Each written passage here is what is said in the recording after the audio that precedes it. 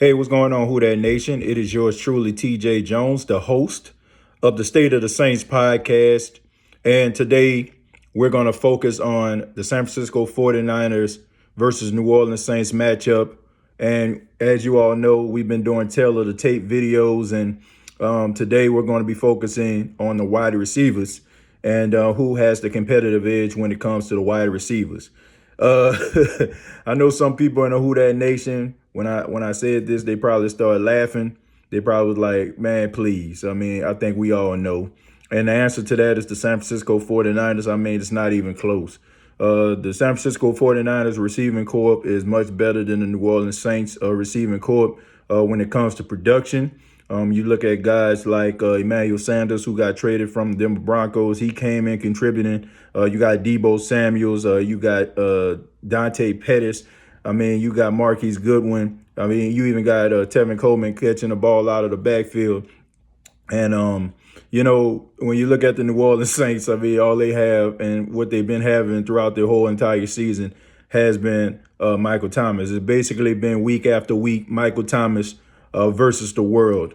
The New Orleans Saints, they're going to have to step it up. They're going to have to find ways to get guys involved in this game because Michael Thomas is going up against one of the best cornerbacks in all of football, a guy who is slowly cementing himself as being one of the all-time greats at the cornerback position in Richard Sherman.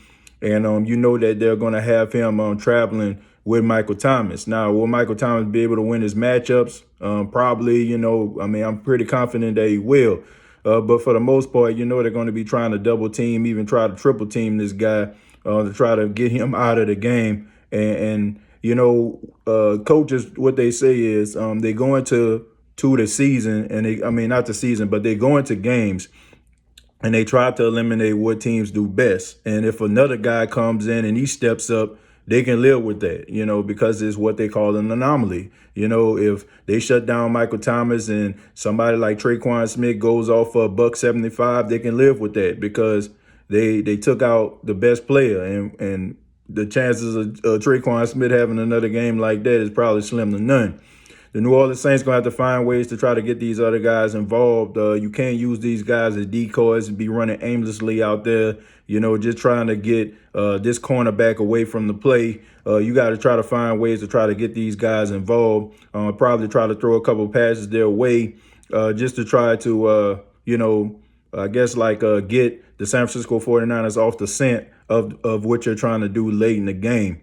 These guys got to step up, man. I mean, this is what they're getting paid for. This is what they been playing football for their whole entire life for moments like this. The New Orleans Saints, they're going to have to bring it because it can't just be the Michael Thomas show this game. I mean, the coaching staff for the San Francisco 49ers are too good to allow just this guy to go up in here and just be running all over the place. So, but if I had to compare, wide receivers, I mean, it's not even close. I mean, these 49er receivers, they're really good. They can get open. They can get that yak, that yards after the catch. And the rapport that, that Emmanuel Sanders has had with Jimmy Garoppolo in such a short period of time, I mean, you have to be impressed with that. Can the Saints be able to, hold off these receivers? Absolutely. On the New Orleans Saints secondary, they can play, really well at times. I know that game on Thursday, it probably wasn't their best outing. The game against the Carolina Panthers definitely wasn't their best outing. But the Saints defense and the Saints team have a way of really stepping up when games, when people are really paying attention and the games that they're playing are becoming high profile. So I think they can step it up. I think they will do a good job. I think they will go out there and put on a really good performance and trying to neutralize some of these receivers. Some of these guys are really, really good. So you're probably going to have to, take a few plays or big plays or two. But at the end of the day, I think the Saints can weather the storm of the receivers. But you got to give the credit where credit is due. The 49ers have the best receiving corps out of the two teams. But I would love to hear from you. Who do you think has the competitive edge at the wide receiver position? You can comment down below, like and share this video.